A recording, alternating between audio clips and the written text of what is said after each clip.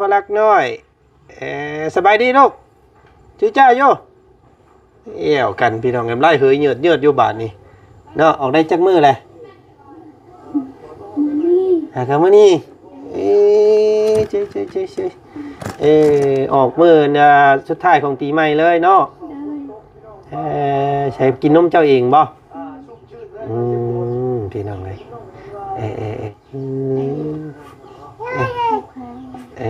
มือผูกแขนจังเอิ้นซื้อเพิ่นเนาะเสียพี่น้องเลยเนาะ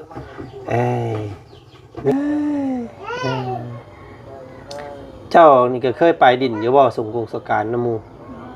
ฮะบ่เคยจะเทื่อแต่เป็นแสกเป็นสาวพุ่นก็บ่ได้เคยบ่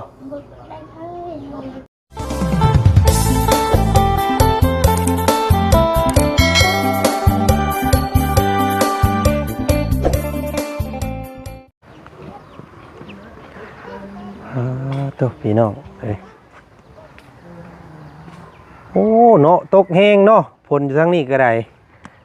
ออกมาแต่บ้านน้องหัวกินนี่พี่น้องเอ้ยผ้าฝนหัวลงมาเนาะ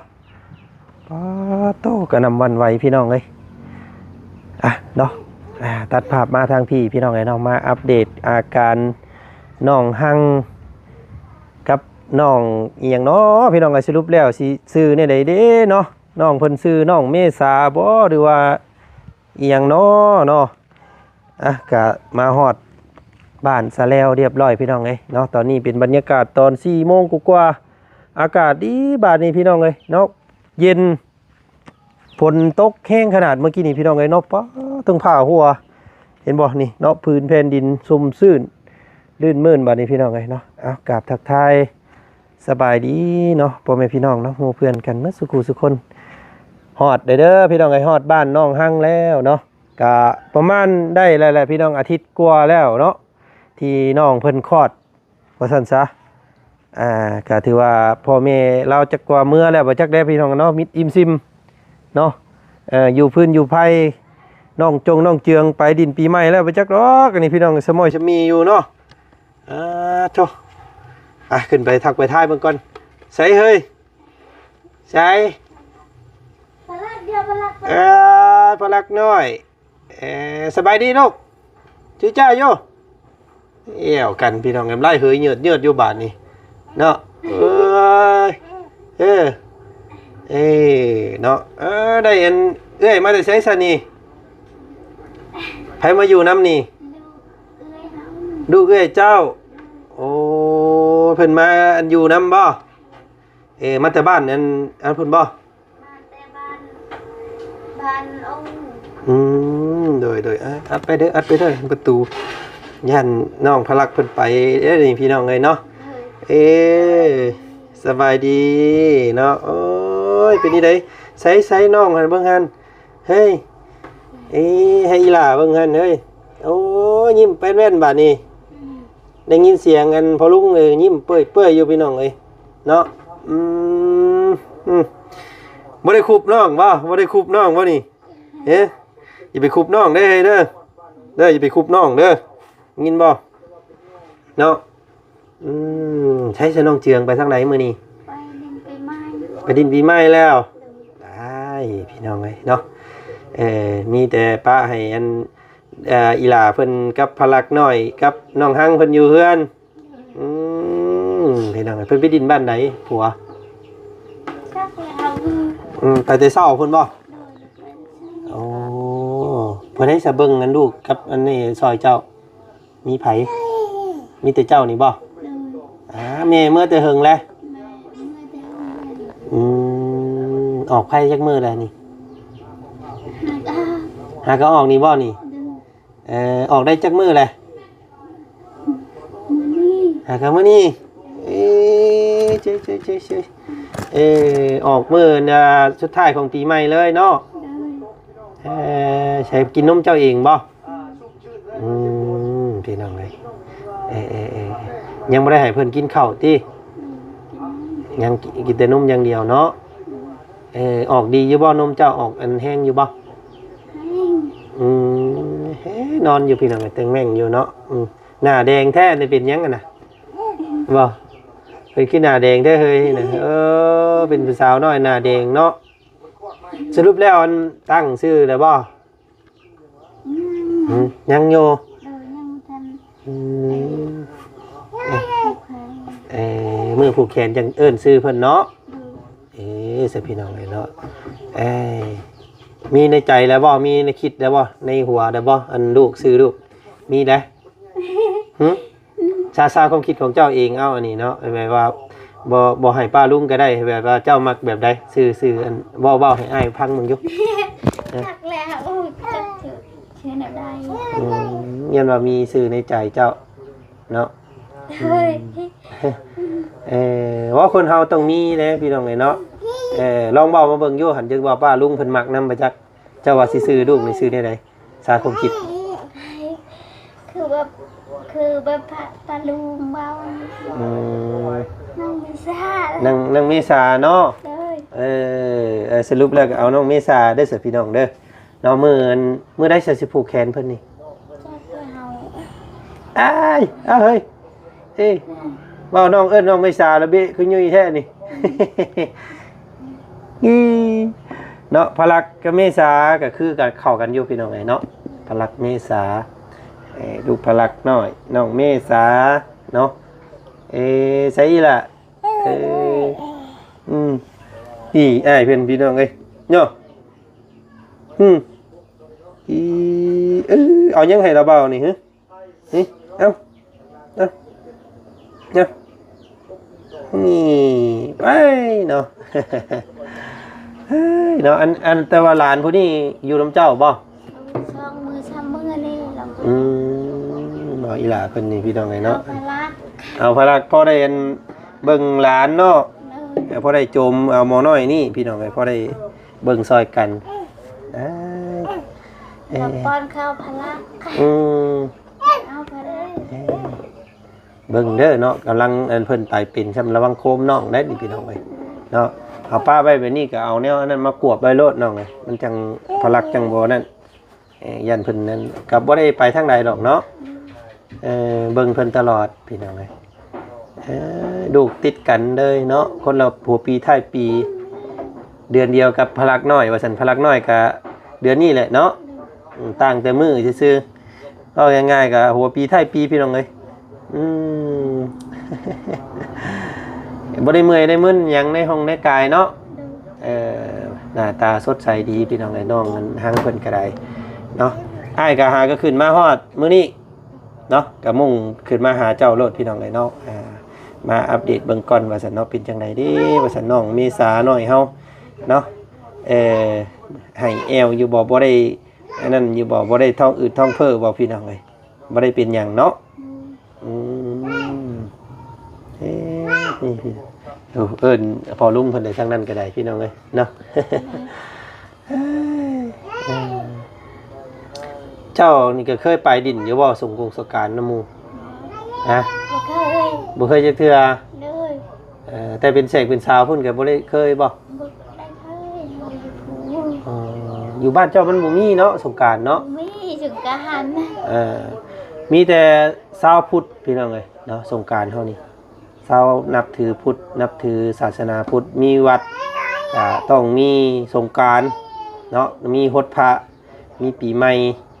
แต่ว่าทางน้องๆบ้านน้องเขาน้องห้างเพิ่นนี่เพิ่นนับถือฮีดผีเนาะก็บ่ได้มีตัวนี้พี่น้องเอ้ยฮดพระฮดพ่อฮดแม่สิบ่มีเนาะแต่ว่าน้องเจียงนี่เราก็คล้ายๆว่าบ่มีสงกรานต์คือกันแต่ว่าเราไปดินได้เนาะดินน้ำมูน้ำคูได้แต่ว่าน้องหัวเพิ่นน้องหังเพิ่นบ่ได้เฮ็ดนี่พี่น้องบ่ได้เคยไปน้ำมูเลยบ่เคยไปดินบ่เคยไปปะแป้งฮดน้ำมูเนาะบ่เคยเนาะใหญ่มาปุ๊บก็น้องเจืองเพิ่นก็ไปเอาปั๊บโดยพี่น้องเลยเนาะเอากันแล้วก็มาอยู่พี่ก็ได้ลูกอุ้มเต้าไปแล้วก็อยากลูกอยากเต้าไปเลยเนาะอยากไปอยู่บ่น้ำมูอยากไปอยู่บ่น้ำปัวอยากไปเคยเห็นอ้ายสิบอกเด้อคำอยากไปเด้อให้พ่อบ่เอาบ่ดิลูกเนาะพ่อก่อน มีป้าลุงเพิ่นบอกว่าอันให้น้องเพิ่นเฮ็ดหมันเด้อว่าซั่นหรือว่ากินยาคุมเอาว่าซั่นเนาะลูกใหญ่เพิ่นดินน้ำหมูน้ำคูได้เดี๋ยวเจ้าก็ไปไปดินน้ำหมูน้ำคูมันก็ม่วนอันนี้เอาแต่ลูกโอ้ยพี่น้องเอ้ยยากแล้วเนาะบ่ได้ดินน้ำหมูจักเทื่อแล้วคือแบบนี้ได้นี่พี่น้องหัวปีท้ายปียังน้องพลักก็ยังบ่ทันได้ใหญ่ซับมีอีกเลยเนาะมันก็ต่อเนื่องกันเลยมันก็บ่ได้ดินน้ำหมูจักเทื่อแล้วเจ้าเนาะ2คนนี่พอดีพี่น้องเอ้ยเนาะมีแต่แนะนำกินยาป่านนี้ซื้อยาคุมมากินเนาะชื่ออันเจ้าก็ฮู้อยู่แล้วว่ายาคุมฮู้อยู่บ่ซื้อเอ็นนาอยู่น้ำห้านค้าอยู่บ้านดงเพิ่นนี่เนาะแพงหนึ่งคือว่ารู้สึกว่า20,000 30,000นี่แหละอยู่ได้เดือนหนึงเนาะกินแต่ละมื้อก่อนสินอนนี่กินก่อนสินอนนี่กินเนาะกินมันสิมีเดียงมื้อมันอยู่นะฮะเนาะกินแล้วเจ้าก็สิอ้วนสิพี่ขึ้นอีกเนาะผู้บางคนแห้งอ้วนกินยาคุมได้อ้วนยังงามพี่น้องเอ้ยเนาะคืออันเขาเมียของวาจันนี่ก็กินได้ทุกมื้อนี้ก็กินยาคุมคู่เดือนตลอดเนาะบ่ได้เฮ็ดมันแต่ว่าเอากินยาคุมเอาเนาะมันก็ซื้อได้อยู่ที่ชำยาคุม20,000กิต่อเดือนเนาะซื้อในอื่นยังได้ ป้าลุงเป็นห่วงเจ้าพี่น้องไงเนาะเพิ่นบ่อยากให้เจ้าเอาลูกอีกเพราะว่าย่านเจ้าเมื่อยย่านเจ้านี่แหละบ่ได้ไปดินไปหัวน้ำไผนี่แหละเนาะแล้วก็นึงมากกว่าครอบครัวเฮามันยากบ่สิได้นี่พี่น้องไงเนาะหาข้าวหาน้ำยากอย่างน้อยลูกใหญ่แล้วก็ไปหาเงินหาคำซอยกันกับน้องเจืองก็ได้หลายเนาะเฮ็ดเวียกนั่นนี่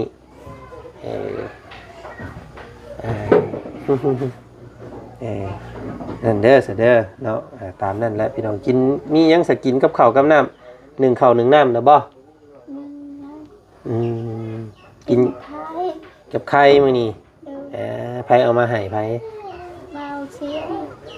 เอาบ่เสียงขึ้นมาแล้วบ่สั่นบ่เราชื่อแต่ท่านเรายังมื้อเอายังบ่เบิดบ่ยังโอ้เอามือใดผูกแขนเพิ่นบอกเด้อผูกแขนอีหลาน้อยเพิ่นน่ะแล้วว่าสิอันมาหักผ่อนน้ำเพิ่นพี่น้องเนาะก็ถือว่าเป็นลูกเป็นเต้าซ้ำลูกผู้นึงอันนี้ก็ได้ว่าเห็นเราตั้งแต่ท้องพูดพี่น้องเนาะปุ๊ดออกมาก็เป็นลูกของพ่อแม่ FC เบิดคู่คนแล้วเบิ่งแย่งนำกันเนาะให้เพิ่นเติบโตเป็นคนผู้ดีอีหลาเมษาเด้อพี่น้องได้สรุปแล้วก็เอามักอยู่เนาะน้องเมษางามลีพี่น้องเนาะเอิ้นง่ายเป็นเดือนเมษาเนาะชื่อมือเพิ่นเด้อมือเกิดเพิ่นน่ะวันหยังวันที่ใดพี่น้องเดือนใดปีใดเนาะจดไว้เด้อเวลาเข้าสัมมโนเจ้ามีแล้วบ่สัมมโนคำว่ามีอันว่าเงินคำมีเวลาก็เฮ็ดไว้เนาะเป็นครอบครัวของเจ้า4พ่อแม่ลูกน้องเจืองน้องหังพลักแล้วก็เมษาเนาะจดไว้โลดเวลาเจ็บเป็นอุ่นไปโรงแพทย์โรงหมอมันก็ง่ายเพิ่นก็สิอันหืดยาก็สิถึกลงข้าเจ้าบ่มีสัมมโนตัวเลขไว้นี่ไปเพิ่นก็สิบวกแพง เสียหลายพี่น้องเด้อเนาะเฮ็ดไว้น้องเพิ่นก็ยังบ่ทันมีสัมมโนตัวเลขเด้อพี่น้องเลยเนาะเป็นนิเทศยังได้เว้าได้คุยกันนะบ่กับอันพ่อเฒ่าอันพ่อปู่ย่าเพิ่นก็บ่ได้มาเยี่ยมเลยบ่แต่มื้อนั้นแม่เฮาเมื่อแล้วก็บ่ได้ไปเลยยาเพิ่นดอกบ่เป็นหยังดอกสั่นเนาะเพิ่นบ่มาเยี่ยมมาหยังก็ยาเพิ่นได้เจ้าหันเจ้ามั่งผู้ใดจังไปดินน้ำเพิ่นมีหยังก็ไปยืนเพิ่นคือเก่าหั่นแหละผูกแขนเขาจึงไปทำเล่าเฮาเห็นเฮาคันเราแบบผีนะแบบใดเห็นเฮากันปลุกแขนลูกต้องได้ไปเอิ้นพ่อปู่แม่ย่ามาสิบ่มีแต่ให้อาเจืองแล้วไปบอกผู้เราเป็นลูกเด้อเนาะคำว่าสิผูกแขนก็ให้อาเจืองไปบอกพ่อกับแม่มาเด้อสั่นแหละบอกเพิ่นเนาะแล้วก็อันเอิ้นพ่อแม่เจ้าทั้งนั้นมานำ เนาะส่งข่าวเพิ่นกล้าว่ามือใดสิผูกแขนมือใดกล้าคิดว่า จะยังบ่ได้ทำเยอะ อืม เดี๋ยวยังบ่กล้าไปทำพ่อแล้ว อ้าวยังย่านพอให้พอนั่นอยู่เป็นนี่ได้สะอ้ายแล้วเป็นนี่ได้เช้าแล้วเนาะอืมผูกแขนอันนั้นพี่น้องมีของอยู่ของกินก็ซื้อให้หมู่เด็กๆหน่อยๆแล้วเฮาบ่มีเนาะผูกแขนรับขวัญน้องอันเพิ่นออกจากพื้นจากไฟหั่นแหละว่าซั่นซะเนาะเอาก็พอดีแหละถ่ายจักมื้อ2มื้อเพราะว่าแถวบ่เซียงก็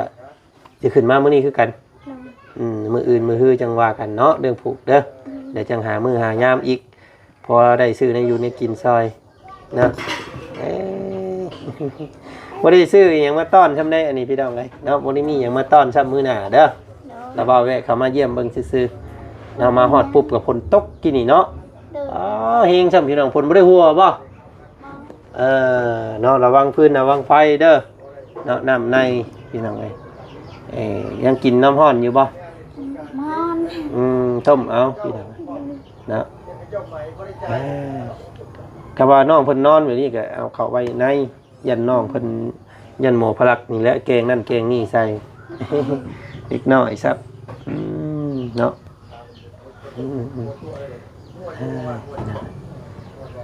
แสนเรามีแต่ให้อาเจืองนั่นแหละไปคอยว่าคอยอย่างน้ำเพิ่นกำเพิ่นมาแล้วก็ย่าบ่เป็นหยังเด้อเนาะต่างคนต่างอยู่หั่นแหละเฮาก็เป็นครอบครัวเฮานี่เด้เนาะมันบ่ได้ขึ้นหยังน่ะบ่ต้องห่วงดอกเนาะว่าเพิ่นสิมาเฮ็ดทำให้คือเจ้าเว้ามื้อนั้น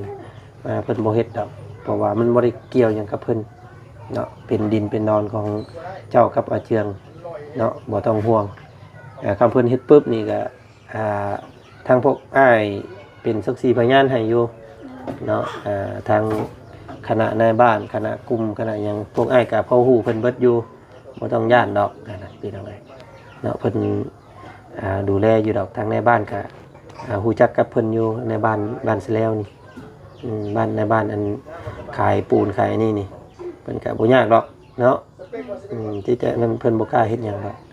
มันบ่ได้ขึ้นกับเพิ่นเรือนซานเพราะว่าเพิ่นชื่อให้เป็นชื่อของเจ้ากับลูกอยู่แล้วเนาะเพราะว่าตอนชื่อเนี่ยก็ทางบ่าวเสียงเพิ่นย้ำอยู่ว่าอยากให้เป็นชื่อเจ้าแล้วก็ลูกเนาะความจริงเจืองบ่ได้มีชื่อซ้ำพี่น้องเอ้ยเนาะเพิ่นป้องกันไว้ย่านแบบเพราะว่าเห็น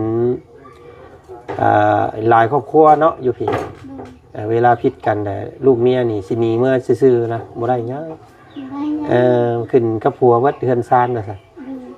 ทางป้าลุงก็เลยอยากให้สิทธิ์เจ้าเป็นพิเศษเนาะให้เป็นชื่อเจ้าว่าซั่นซะระวังนะลูกเอ้ยเนาะอันนี้บ่ต้องห่วงเด้อบ่ต้องคิดหลายเนาะจังซั่นระเบาไปทางอื่นต่อก่อนมื้อนี้เนาะเดี๋ยวระเบาสิเข้ามาดินน้ำใหม่อีกพี่น้องเอ้ยเนาะไปใส่ลูกลุงไปก่อนเด้อเมษาเอ้ยซื้อเมษาได้เสร็จได้สรุปแล้วเนาะแต่มุ้ยอยู่พี่น้องเลยเห็นเกมแดงไปลอยอยู่เนาะเอาโอเคสันเนาะน้องเนาะไปก่อนเด้อเนาะสบายดีเบิ่งอันนั้นเนี่ยโอ้ยดูกันดื้อซ้ำหมอน้อยนั่นกับพี่น้องกันจะดื้อเฮ้ยมาพี่มาพี่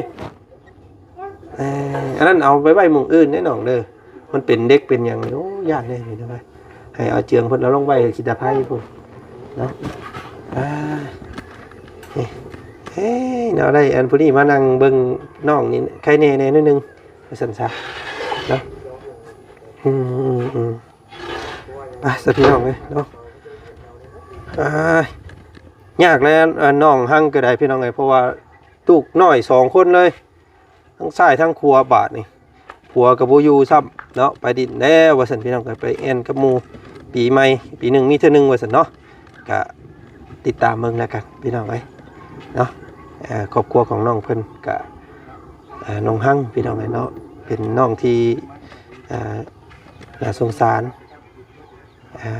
ก็มีแต่น้ำหูน้ำตาว่าสันซะพอปู่แม่ย่าบ่ค่อยมักปานใดตั้งแต่เอากันแรกๆพุ่นพี่น้องไว้เนาะ